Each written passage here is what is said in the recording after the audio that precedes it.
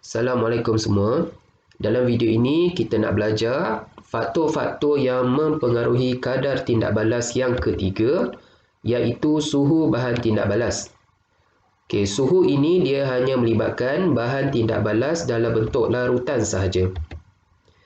Pada suhu yang tinggi, zarah-zarah bahan tindak balas memperoleh lebih banyak tenaga kinetik, di mana zarah-zarah dalam larutan dia akan bergerak dengan bebas pada kelajuan yang lebih tinggi.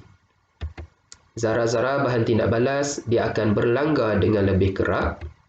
Maka semakin tinggi suhu bahan tindak balas, semakin tinggi kadar tindak balas.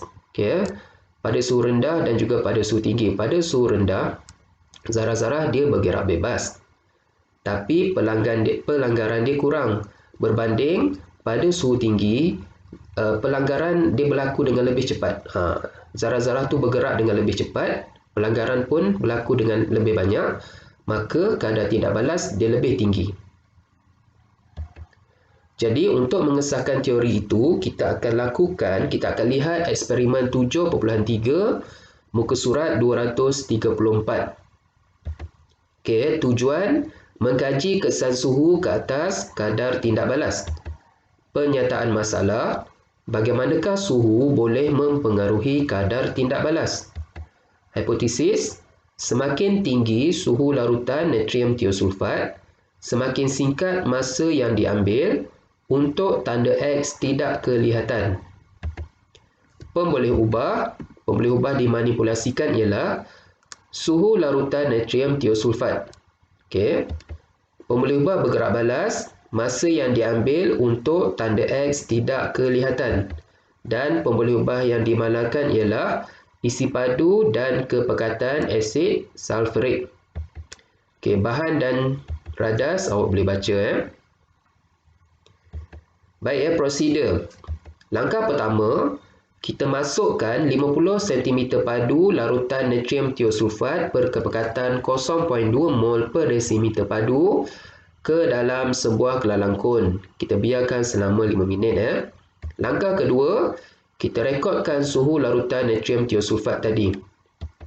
Kemudian, kita letakkan kelalangkun itu di atas tanda X pada selai kertas putih. Kemudian dengan berhati-hati dan cepat, kita tuangkan 5 cm padu larutan asid sulfurik berkepekatan 1.0 mol per desimeter padu ke dalam kelalangkun itu. Dan pada masa yang sama, kita mulakan jam randik. Seterusnya, kita akan pusarkan kelalangkun ini secara perlahan-lahan dan kemudian kita letakkan kembali kelalangkun di atas tanda X tadi. Langkah ke-6, kita akan perhatikan tanda X secara menegak dari mulut kelalangkun. Hentikan jam randik sebaik sahaja tanda X tidak kelihatan. Kemudian kita rekodkan masa yang diambil untuk tanda X tidak kelihatan dalam bentuk jadual. Dan langkah yang terakhir, kita akan ulang langkah 1 hingga langkah 8 dengan menggunakan isi padu larutan natrium tiosulfat yang sama dan juga kepekatan dia pun sama, tetapi suhunya berbeza. Kita akan gunakan suhu 40 darjah Celsius, 45 darjah Celsius, 50 darjah Celsius dan juga 55 darjah Celsius. Kita panaskan dahulu larutan natrium tiosulfat tadi kepada suhu-suhu yang ini. Keputusan kita ada 5 eksperimen yang kita jalankan dengan menggunakan suhu yang berbeza. Suhu larutan pertama katakan 28 darjah Celsius. Larutan kedua, eksperimen kedua kita panaskan menjadi 40 darjah Celsius. Eksperimen ketiga kita panaskan lagi menjadi 45 darjah Celsius dan seterusnya. Awak boleh rujuk jadual ini. Kemudian untuk eksperimen pertama, masa yang diambil untuk tanda X hilang dalam saat katakan 18 saat. Nanti awak buat eksperimen, cuba kita bandingkan dengan data ini. Untuk eksperimen kedua pada suhu 40 darjah Celsius, masa yang diambil berkurang menjadi 7 saat. Pada suhu yang lebih tinggi, masa yang diambil untuk tanda X hilang adalah lebih cepat mengikut teori tadi.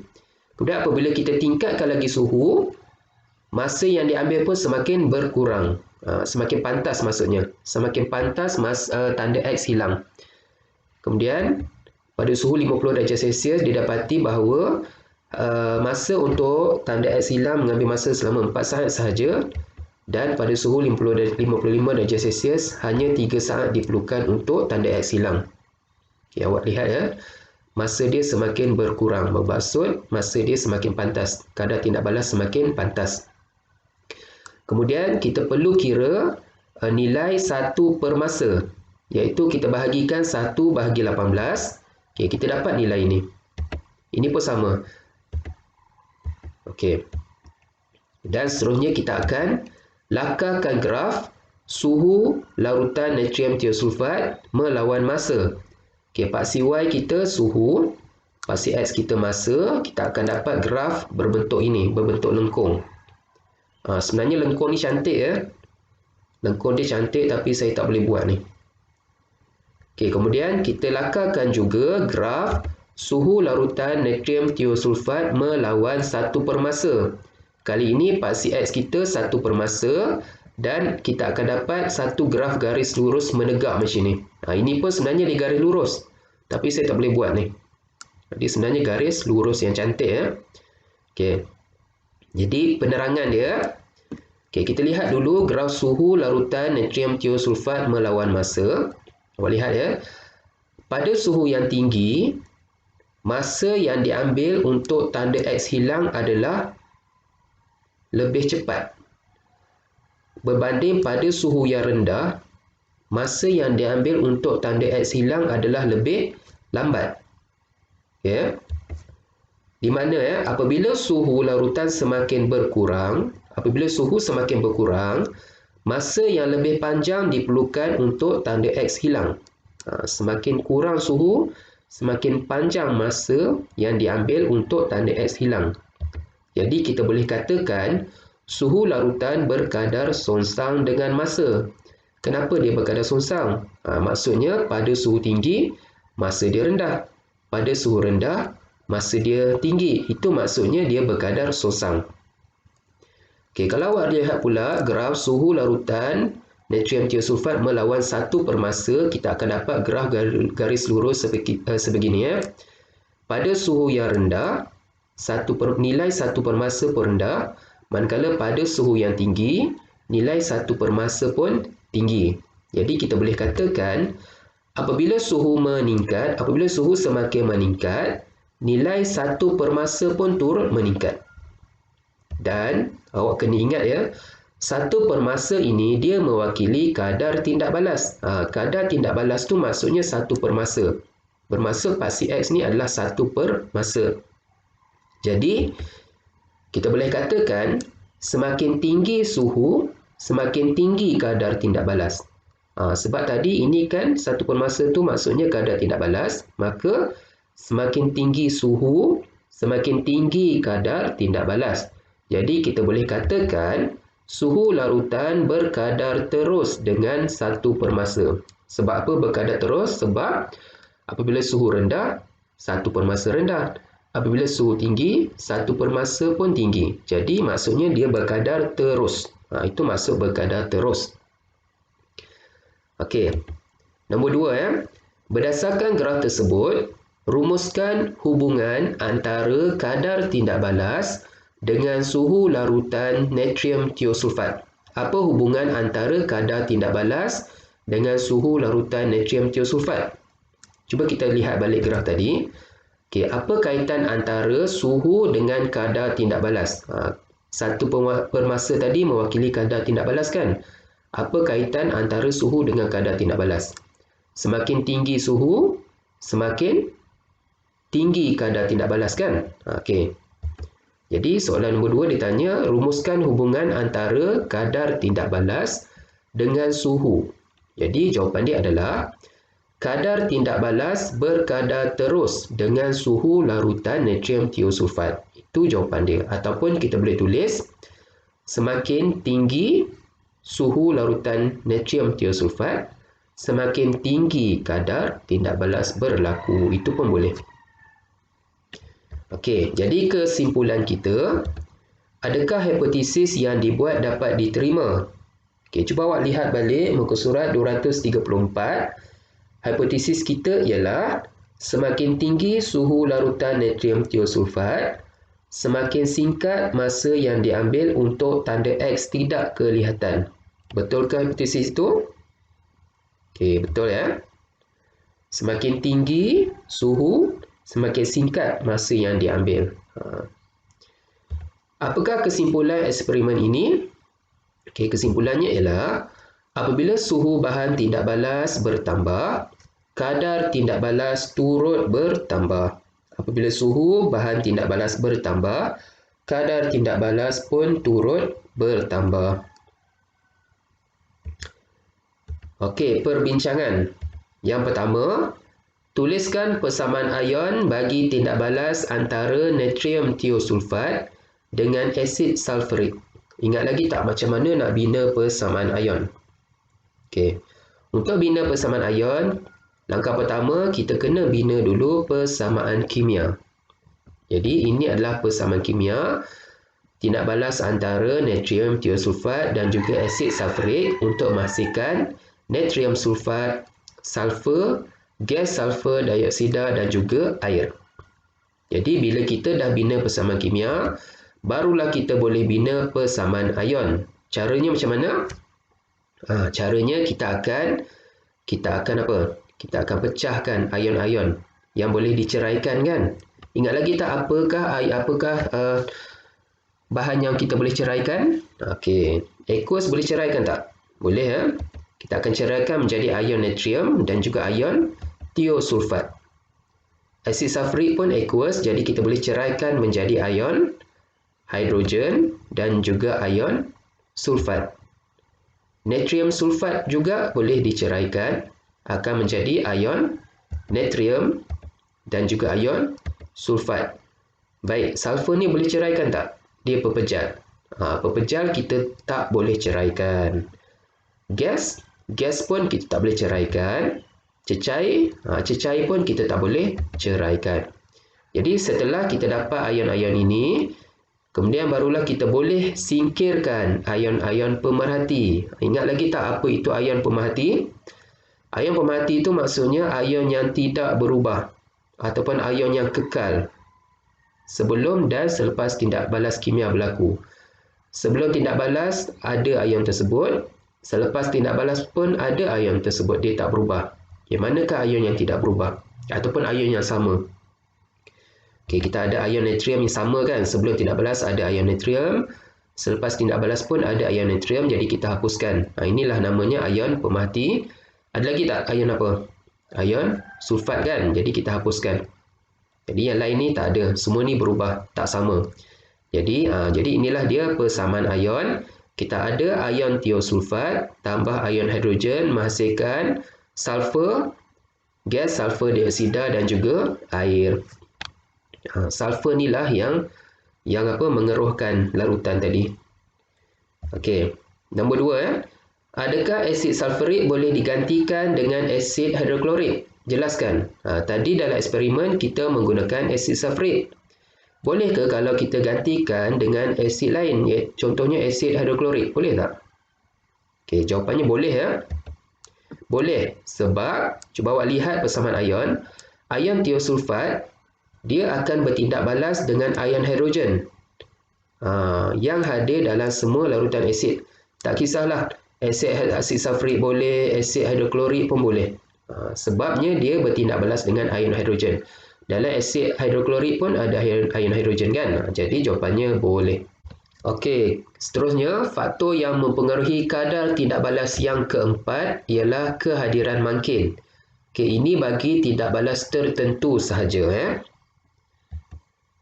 Baik, apa itu mangkin Mangkin adalah bahan kimia yang ditambah semasa tindak balas untuk mengubah kadar tindak balas tersebut tanpa mengalami sebarang perubahan kimia pada akhir tindak balas. Mangkin dia tidak akan berubah secara kimia selepas tindak balas kimia berlaku. Walaupun sifat kimia mangkin tidak berubah selepas tindak balas, tetapi sifat fiziknya boleh berubah. Sebagai contoh, ketulan mangkin boleh berubah menjadi serbuk selepas tindak balas berlaku. Okey, sifat kimia tak boleh berubah, sifat fizik boleh berubah. Dan jisim mangkin juga tidak akan berubah selepas tindak balas berlaku. Maksudnya, sebelum tindak balas, berat dia sama dengan selepas tindak balas. Hanya sifat fizik saja berubah. Okay, mangkin ni dia ada dua jenis, iaitu mangkin positif, dia akan meningkatkan kadar tindak balas, iaitu dia akan memendekkan masa untuk tindak balas itu selesai. Yang kedua, mangkin negatif, dia akan merendahkan kadar tindak balas, iaitu dia akan meningkatkan masa untuk tindak balas itu selesai. Dalam buku teks ni kita hanya belajar mangkin positif sahaja. Okay, untuk mengesahkan teori tadi, kita akan lihat eksperimen 7.4 muka surat 235. Tujuan mengkaji kesan kehadiran mangkin ke atas kadar tindak balas. Pernyataan masalah, bagaimanakah kehadiran mangkin boleh mempengaruhi kadar tindak balas? Hipotesis, kehadiran mangkin meningkatkan kadar tindak balas. Pembolehubah dimanipulasikan ialah kehadiran mangkin. Pembolehubah bergerak balas ialah kadar tindak balas. Dan pembolehubah dimalahkan ialah jisim serbuk mangan 4 oksida, suhu dan isi padu larutan hidrogen peroksida. Bahan dan radas, awak boleh baca. Okey, prosedur langkah pertama, kita akan labelkan dua tabung uji sebagai 1 dan 2. Kemudian kita akan masukkan 5 cm padu larutan hidrogen peroksida ke dalam kedua-dua tabung uji itu. Langkah ketiga, kita letakkan kedua-dua tabung uji di dalam rak tabung uji ataupun kita boleh apitkan pada kaki retort. Langkah keempat, kita masukkan 0.5 gram serbuk mangan 4 oksida ke dalam tabung uji kedua sahaja. Okey. Kemudian dengan cepat, kita dekatkan sebatang kayu uji berbara pada kedua-dua mulut tabung uji. Kita perhatikan apakah perubahan yang berlaku pada kayu uji berbara dan catatkan pemerhatian. Jadi, berikut adalah keputusannya. Untuk tabung uji pertama, kayu uji berbara dia menyala dengan malap. Manakala untuk tabung uji kedua, kayu uji berbara menyala dengan terang. Penerangan. Okey, untuk tabung uji pertama, kita hanya isikan dengan larutan hidrogen peroksida. Okey. Gas oksigen akan dibebaskan ketika penguraian hidrogen peroksida. Hidrogen peroksida ni dia akan terurai untuk menghasilkan air dan juga gas oksigen. Jadi gas oksigen dia akan terbebas. Kuantiti gas oksigen yang terbebas diperhatikan daripada nyalaan kayu uji berbara. Jadi kita letakkan kayu uji berbara pada mulut tabung uji, kita akan lihat apa akan berlaku pada kayu uji berbara itu. Okey, kayu uji berbara dia menyala dengan malap, Hidrogen peroksida terurai dengan perlahan tanpa kehadiran mangan 4 oksida, tanpa kehadiran mangkin, Tanpa kehadiran mangkin, kayu uji berbara ni dia menyala dengan malap. Okey, kita akan lihat pula apa akan jadi kalau kita tambah mangkin. Mangkin kita adalah mangan 4 oksida. Kayu uji berbara dia menyala dengan terang. Apabila kita letakkan kayu uji berbara pada mulut tabung uji yang kedua ini, kita dapati bahawa dia menyala dengan terang. Sebab apa? Okey, sebabnya adalah hidrogen peroksida dia terurai dengan cepat dengan kehadiran mangkin. Apabila kita tambah mangkin, hidrogen peroksida ni dia akan terurai dengan cepat. Maksudnya lebih banyak gas oksigen terbebas. Oleh kerana lebih banyak gas oksigen terbebas, bermaksud dia akan menyalakan kayu uji berbara ni dengan lebih kuat lah. Ya, di mana mangan 4 oksida boleh meningkatkan kadar penguraian hidrogen peroksida untuk menghasilkan lebih banyak gas oksigen yang akan menyalakan kayu uji berbara. Berbanding tabur uji pertama, kita tak tambah makin, kayu uji dia menyala tapi dengan malap. Tetapi untuk tabur uji kedua, apabila kita tambah makin, kayu uji ni menyala dengan lebih terang. Sebab makin ini dia akan mempercepatkan penguraian hidrogen peroksida. Maka gas oksigen akan terhasil dengan lebih cepat. Okey, kesimpulannya, adakah hipotesis yang dibuat dapat diterima? Cuba lihat balik apa hipotesis kita. Hipotesis ialah kehadiran makin meningkatkan kadar tindak balas. Betul ke? Ya, betul ya. Apakah kesimpulan eksperimen ini? Okey, kesimpulannya adalah kehadiran makin dalam tindak balas kimia tertentu akan meningkatkan kadar tindak balas. Perbincangan. Yang pertama, apakah perubahan yang diperhatikan dan diukur dalam eksperimen ini? Okey, perubahan yang diperhatikan adalah pembebasan gas oksigen yang boleh menyalakan semula kayu uji berbara. Okey. Perubahan yang diukur, masa untuk gas oksigen menyalakan kayu uji berbara. Itu jawapan dia. Yang kedua, terangkan bagaimana pemerhatian dalam satu dapat mengesahkan penerimaan hipotesis. Okey, jawapan dia adalah lebih cepat kayu uji berbara dinyalakan, lebih tinggi kadar tindak balas. Itu maksud dia. Lebih cepat kayu uji berbara dinyalakan, maksudnya lebih tinggi kadar tindak balas itu berlaku. Okey, jadi setelah kita belajar keempat-empat faktor yang mempengaruhi kadar tindak balas, rumusan dia adalah apabila kepekatan bahan tindak balas meningkat, maka kadar tindak balas turut meningkat. Kepekatan tinggi, kadar tindak balas tinggi. Yang kedua, apabila saiz pepejal bahan tindak balas berkurang, kadar tindak balas meningkat.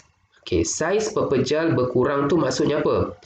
Apabila saiz semakin kecil, bermaksud jumlah luas permukaan semakin besar. Apabila jumlah luas permukaan semakin bertambah, kadar tindak balas pun turut bertambah.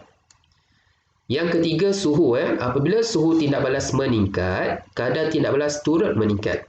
Suhu tinggi, kadar tindak balas tinggi. Dan yang keempat, dengan kehadiran makin, kadar tindak balas akan meningkat. Ini untuk makin positif ya.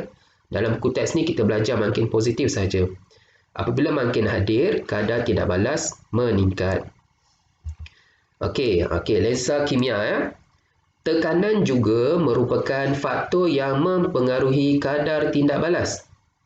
Peningkatan tekanan pada tindak balas yang melibatkan gas akan mengubah kadar tindak balas. Apabila gas dimampatkan pada suhu tetap, zarah gas akan ditolak ke dalam ruang isi padu yang lebih kecil. Awak boleh lihat gambar rajah ini Kepekatan gas bertambah dengan peningkatan tekanan. Peningkatan tekanan gas ini akan meningkatkan kadar tindak balas. Lebih cepat ataupun lebih banyak pelanggaran gas ini berlaku, pelanggaran zarah ini berlaku. Perubahan tekanan tidak memberi kesan ke atas kadar tindak balas yang melibatkan bahan tindak balas pepejal dan cecair sebab isi padu tidak akan berubah dengan tekanan. Sebab pepejal dan cecair itu kita tak boleh berikan tekanan. Hanya gas saja kita boleh berikan tekanan.